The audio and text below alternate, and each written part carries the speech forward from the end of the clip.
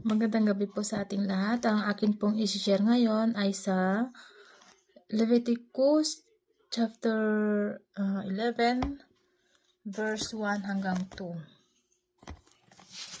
Mga hayop na maaari at di maaaring kainin. Sinabi ni Yahweh kina Moises at Aaron, ganito ang sabihin ninyo sa bayang Israel, sa mga hayop na lumalakad sa lupa, makakain ninyo. Amen. Magandang gabi po sa ating lahat. Ang isi-share ko po ngayon ay makikita sa Leviticus Kapitulo 12, versikulo 3 hanggang 4. Ito po ang nakasulat. Sa ikawalong araw, tutuliin ang kanyang anak dahil sa siya dinudugo pa.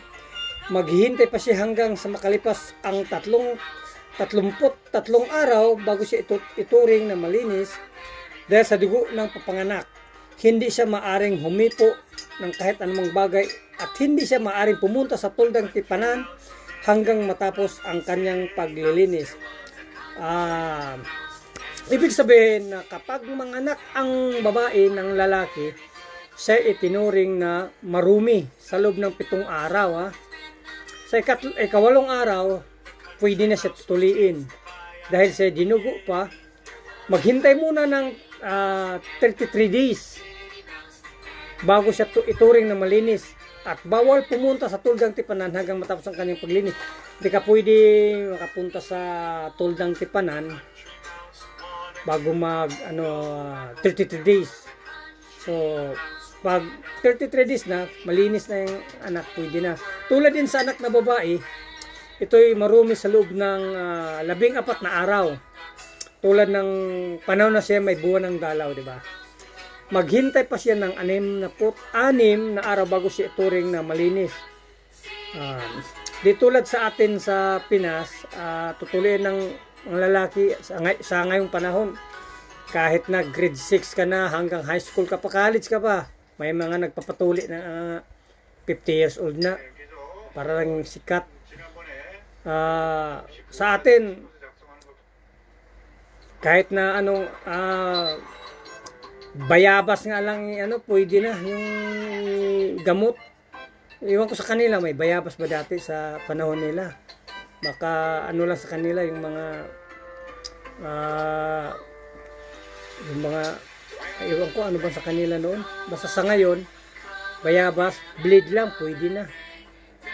Hindi na pwede pupunta pa ng tuldang tipanan. Iwan ko kung nagkakasala ba tayo noon. Kasi ako, sa doktor naman ako. Pero grade 3 na ako nang tinuli. Tapos, pagdating ng 3 days, laro na kami. Wala nang dugo, wala nang tuli ka na . Yung sa kanila, maghintay ka pa ng 33 days bago ka maging malinis. Siguro sa panahon nila. Kapag tapos ng araw ng kanyang paglilinis, para sa anak na lalaki at babae, sila maghandog na isang tupa. Isang taong gulang na tupa bilang handog at susunugin ang isang inakay na kalapati bilang handog sa paglilinis. So, kapag babae ang anak niya, ito rin siyang marumi sa loob ng 14 days, di ba? So, kapag lalaki, 8 days. Tapos maghandog ka pa ng ang daming mga handog-handog pa noon, di ba? Pero yun ang ng Diyos kay Moises. Ihandog ito sa pagtapos bilang yung mga kalapati, ihandog niya sa pari sa Panginoon para maalis ang kanyang karumihan dahil sa kanyang pagdurugo at panganak. Magiging malinis siya. Yun ang para malinis yung nanganak na babae. Ito ay isang handog sa pamagitan gawin ito nang para maalis ang karumihan niya, ituring na siya malinis. Ito ang tuntunin tungkol sa mga baing nanganak na ayun. Sinabi ko nga na maghandog para sa anak na lalaki at babae noong panahon yun. Yun lang ang alam ko sa chapter na ito. Ang mga tuntunin tungkol sa baing ng anak. Yun lang po. Maraming salamat. God bless.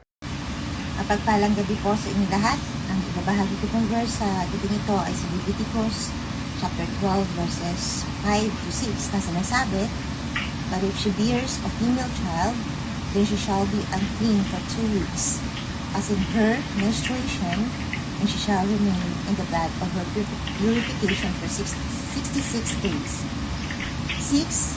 When the days of her purifications are completed, for a son or for a daughter, she shall bring to the priest at the doorway of the tent of meeting a 1-year-old lamb for burnt offering, and a young pigeon or a turtle dove for a sin offering." Purihin po natin ang ating Panginoon. Magandang gabi po. And God bless everyone. Magandang umaga po sa inyo lahat. Ang isi-share ko po ngayon, Leviticus chapter 12 verse 7 to 8. Ihandog ito ng pare para sa nanganak, at ang babaeng ituturing na malinis. Ganito ang tuntunin dapat sundin ng isang nanganak. Kung hindi niya kayang maghandog ng tupa, kukuha siya ng 2 bato-bato o 2 kalapati. Ang isa'y handog na susunogin at ang isa na may handog para sa kapatawaran ng kasalanan. Matapos ihandog ng pare ang mga ito, ituturing ng malinis ang ina. Amen. Magandang pagpapalang gabi pa sa ating lahat. At nasa Leviticus chapter 12 na po tayo, at ako po ay naatasan na magbigay ng paliwanag o exhortation dito sa aming nabasa sa Leviticus chapter 12 ng aming grupo. At ito po ay may patungkol na tuntunin sa paglilinis ng nanganak. Kung matatandaan natin, na may covenant ang man between God and man noon, sa Genesis na nakita natin, may kasunduan ang lalaki at ang Panginoon. Ano yon, yung pagtutuli, Kung ngayon naman itong patungkol naman dito sa babae at sa Panginoon. Kumbaga, mayroon din covenant ang babae at ang Panginoon. Dahil nga, ang Levitico ay nahati, itong chapter 12, nahati sa 3, kung saan ito ay makikita natin na may pagsamba, yung pagbabayad sala, yung pagbabayad sala, pagsasamba. Ito yung continuation lang po dito, sa Leviticus 1 hanggang ngayon. Hanggang dito, patuloy na nababasa natin yung pagsamba, yung pagbabayad sala, at na meron ding 7 kabanata tungkol sa mga handog at sakripisyo, mababasa natin dito yung patungkol sa pag nagkakasala ka, may 2 uri doon ng paghandog. Ito yung paghandog sa pag-aalay, pagpapasalamat at bayad sala, mababasa dito sa Levitico, at yung mga sakripisyo na yun nga po naglalarawan ng pagbabayad ng mga kasalanan natin. Meron din dito at mababasa din natin dito sa Leviticus chapter 12 ay buhay at nagmamahal. Anong buhay? Buhay ng mga tulad ng mga Israelita, buhay, dumami na sila nang yung buhay nila na nailigtas ng ating Panginoon, at nagkaroon na rin sila dahil nga ito mayroong patungkol sa babae, nagkaroon na din sila nagmumultiply sila, nagmumultiply sila dito, kaya may nagmamahal dito. Buhay at nagmamahal. At yung pangatlo ay ito ay makikita natin dito. Mabasa na. Excuse mo. Yung pamumuhay sa presensya ng Diyos. Bakit? Dito, kaya iutos dito na mababasa natin na dito sa Leviticus chapter 12, yung pamumuhay sa presensya ng Diyos. Kaya nga ito, parang covenant ito between woman and God po, Kaya basahin ko po at paunti-unti ko bibigyan ito ng paliwanag. Sabi dito, tuntunin sa paglilinis ng nanganak. Sinabi ni Yahweh kay Moises, ganito ang sabihin mo sa bayang Israel, kung ang isang babae ay manganak na lalaki, 7 araw siyang ituturing na marumi, tulad ng panahong siya'y may regla. So 7 araw, ito pa significant number po, sa Biblia. Ano po ba yung ibig sabihin ng significant? Isa lamang po na natatandaan ko, di po ba, napaka-holy ng 7th day. Ibig sabihin, ito po, nabasa natin ito sa Genesis. No? Sa Genesis, matatagpuan natin dito kung ang Panginoon ay lumikha siya, no, sa hanggang 6 na araw. Subalit sa pang-7 araw siya ay nagpahinga. Kaya maituturing ang 7th number is significant na ibig sabihin ito'y holy. Meron po tayong ibang pangunawa patungkol dito. Ito lamang po yung isa sa natatandaan ko kung bakit kailangan yung 7th is significant dahil ito ay yung rest day ng ating Panginoon. No? At itutuloy ko, pagdating ng ika-8 araw, dapat nang tuliin ang sanggol. At yung sa number 3 po, nasabi na dapat sa pang-8 araw ay tutuliin na yung sanggol. Di po ba ito yung covenant ng Lord sa mga lalaki na kailangan ma-circumcise sila, no, after ng pang-8 araw yung mga sanggol dapat nga na sila, na tutuli na sila pero yung ito dito po sa Old Testament, ito po talaga yung covenant ng Lord sa mga lalaki. Kailangan kung gusto makaisa natin ang Panginoon, dapat sila sumunod sa isang patakaran o kasunduan katulad ng pagtutuli. Kaya, di ba, si Abraham noon, matanda na siya, 99 years old na yata siya nung siya ay na-circumcise, no? At mula nang nalaman niya yon, yung mga sumunod sa kanya, mga na lahi niya, ay itinuro niya yon. Isa ito sa kasunduan ng ating Panginoon sa mga lalaki. Ay, sabi pa rito, 33 araw na ang hihintayin ng ina bago siya ituring na malinis. 33 araw. So, isang buwan, sorry po. Kaya isang buwan at 3 days ituturing na malinis ang ina, no? Totally recover na siya doon sa isang buwan na yun. Babalik na yung kanyang lakas, na total recover ng isang babae kapag nakapanganak siya after 1 month, no?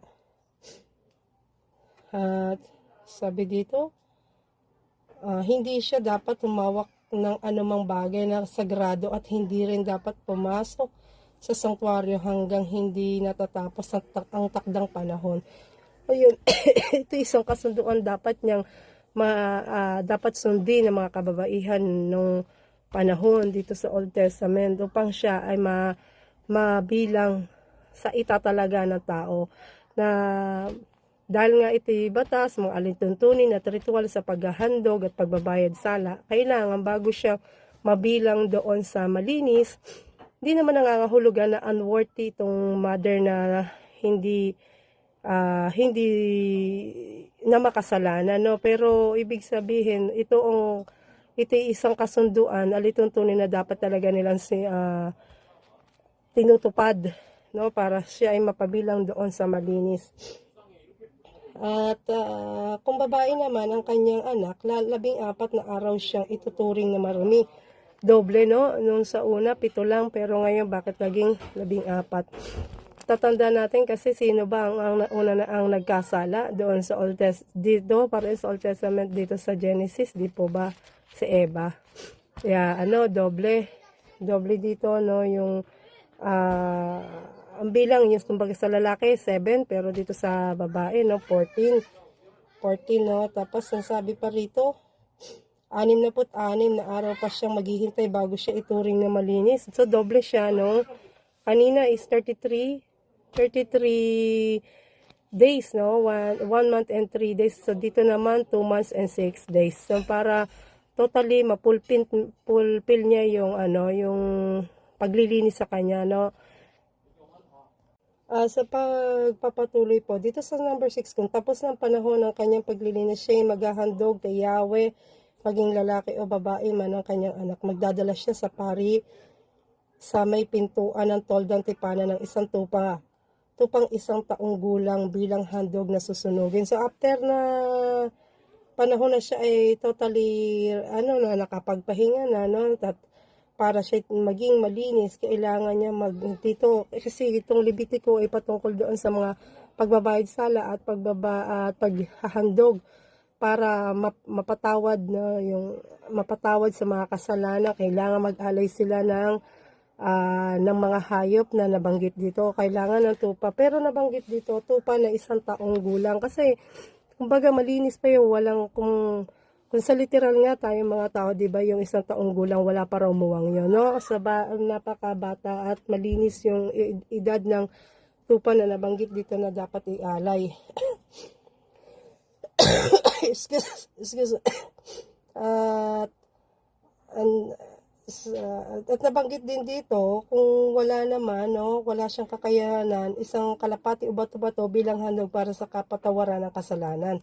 So kung walang kakayahan, di ba narinig natin sa mga turo ng Sabado na ito yung pag-aalay ng mga ng mga uri ng mga hayop ay depende ito sa estado ng pamumuhay. Kung walang kakayahanan, hindi kaya yung tupa, ito'y nabanggit din naman na pwede siyang mag-alay ng bato-bato o bilang kapatawaran sa kasalanan. Ihahandog ito ng pari para sa nanganak at ang babae ituturing na malinis. So kailangan na after na makapahinga siya, kailangan siyang sumunod doon sa tuntunin o pag-iutos, no, dahil ito'y paglilinis, dahil sila itinatalaga ng ating Panginoon, dahil sila ay chosen people. Isa siya sa Israelita, no, ang babaeng nanganak ay isang Israelita at sila ay chosen people ng ating Panginoon. Kailangan yung pinili ng Panginoon ay malinis, kaya ginagawa nila yung mga ritual at pagbabayad sala sa pag-aalay ng mga hayop para malinis sila at matanggap sila ng ating Panginoon, no, paglilinis at pagbabayad sala. Tapos dito sa 8, kung hindi niya kayang maghandog ng tupa, kukuha siya ng 2 bato-bato o 2 kalapati. Yun, ulit lamang po, no, sa 6, at isang handog na susunugin at isa na may handog para sa kapatawaran ng kasalanan. Matapos ihandog ang pari, ang mga ito ituturing ng malinis at ang mag-ina. So, ayun po. Kaya nga, may 2 uri dito, no, ng tao. No? Ang isa ay lalaki at isa ay babae. Ang lalaki, yun niya ay nagsisimbolo po ng likeness ng God, no? Ng perfection sa nature ng ating Panginoon. Siya ang likeness ng God, siya ay kawangis ng Panginoon, dahil ang ating Panginoon, no, na banggit dito ay lalaki, at yung babae naman siya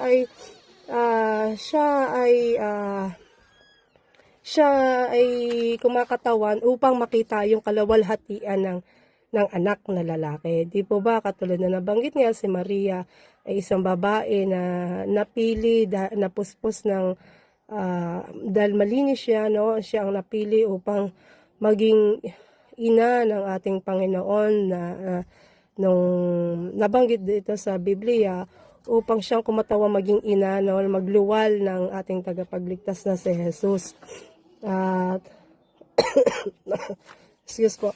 At ang babae din dito ay dapat po, no, tayo yung babae dito sa binabanggit din dito, no, kailangan susunod dito sa mga alintuntunin dito para mapabilang din sila doon sa itinatalaga ng ating Panginoon.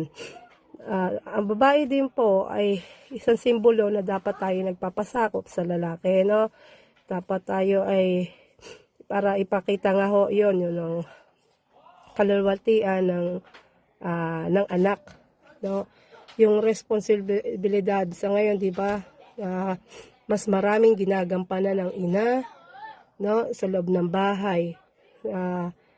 Kaya importante ang babae, no, importante din ang babae, kung ganun din ang lalaki, pero kumbaga yung mas sila sa leadership dapat yung lalaki, no, kasi yung lalaki kasi ay siya yung kumakatawan. Di ba, ang unang nilikha ng Panginoon ay si Adan at hinugot lang sa kanyang tadyang si Eva. Di ba? Natandaan natin dito sa Genesis natin na nabasa. Kung ano man po yung aking kakulangan, naway ang Diyos na po ang magpuno sa inyo, sa ating pong mababasa. Ano po ba ang lesson na ano natin dito? Babae man o lalaki ay nagkakasala tayo. Kaya paano natin matatanggap ang kapatawaran sa Diyos? Di po ba, humihingi tayo, magbabalik loob tayo, magpapalinis tayo upang tayo maging katanggap-tanggap sa ating Panginoon. Magbabalik loob tayo. Kailangan natin, kung gusto natin matanggap tayo mapatawad tayo ng ating Panginoon, gagawa tayo ng aksyon na hingi tayo ng tawad sa ating Panginoon para tayo ay maging bagong nilalang, di po ba? Pero ito sa Old Testament, hindi po natin dito, sa nabanggit dito rin yung pag-circumcise, hindi na po natin alam sa ibang bansa, hindi katulad dito sa Korea, hindi naman din po, no? Ito'y isang kultura din, no, tradisyon, pero hindi lahat yata ng bansa ngayon nagsasagawa din ng mga ganitong ritual or ito, yung mga ritual na ngayon sa paghahandog, hindi natin alam kung may taliwas din sa paniniwala, ginagawa rin nila ito, no? Kaya po,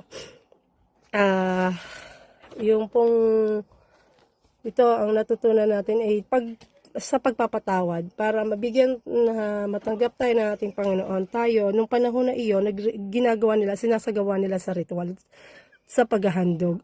At ngayon, palad tayo dahil tayo isa ng nilalang. Sabi nga dito sa 2 Corinthians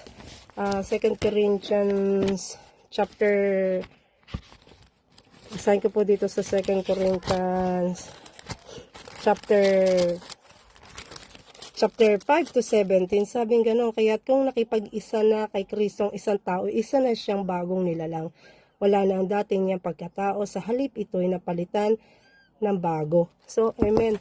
Yun po, kung nais dito, yun sa ating nabasa ngayon dito sa chapter 12, isa lamang po kung nais na maging, ginawa niya iyon, isinagawa niya upang maging bago siyang nilalang. So, yun ang paraan nung doon sa Old Testament. Ngayon naman, dito sa 2 Corinthians, yun nga, yung pagtanggap natin sa Panginoon, pakikipag-isa sa Panginoon, ay nangangahulugan na ang pagtanggap natin kay Kristo, isa na siyang bagong nilalang na wala na ang dati niyang pagkatao. Sa halip, ito'y napalitan ng bago. Maraming salamat po and God bless po.